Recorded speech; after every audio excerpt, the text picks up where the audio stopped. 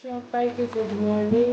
আর সবাইকে খুব একটা ভালো সুপ্রভাত। আমার মনে হয় মজাটাই ভালো লাগবে। আচ্ছা, তোমাদের কখনো এরকম হয় বাপের বাড়ি থেকে আসার পরে মনটা ভীষণ খারাপ থাকে? যখন যাই তখন খুব আনন্দ, কিন্তু এসে মনটা খারাপ থাকে। খুব মিস করি কি জানো, মাসির ডাকটা। আর এই যে অগোছালো ঘর, সত্যি কথা বলতে একদম ভালো না। কিন্তু নিত্যদিনের কাজ যেগুলো থাকে সেগুলো কিন্তু আমাদেরকে করেই যেতে হবে। তার থেকে একদমই রেহাই নেওয়া না। যতই মন খারাপ থাক আর যতই যাই থাক, সে কথাগুলো কিন্তু কেউ বুঝবে না। তুমি কাউকে বললেও পারবে না যে আজ আমার মনটা খারাপ। কিন্তু কি জানো, এই মন খারাপের দিনগুলোর মধ্যে থেকে হয়তো এমন কিছু থাকে যেটা তোমার জন্য অপেক্ষা করে।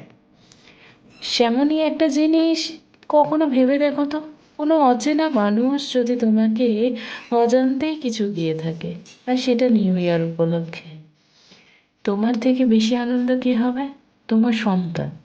তো গিফটটা যদি তার জন্য থাকে, তখন আমার মনে হয় নিজের চেয়ে বেশি খুশি আর কিছু হয় না।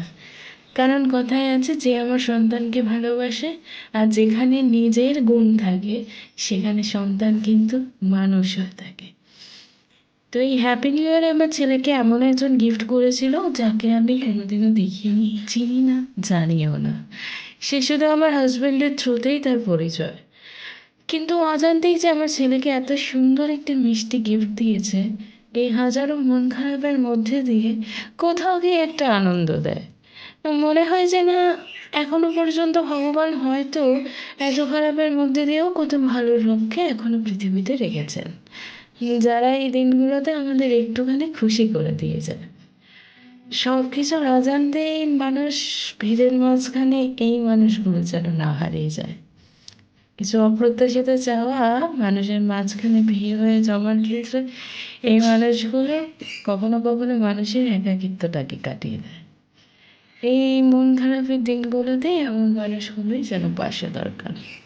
তোমাদেরও আশা করি এরকম মনে হয়, এরকম একটা মানুষ পাশে থাকুক, তাই না?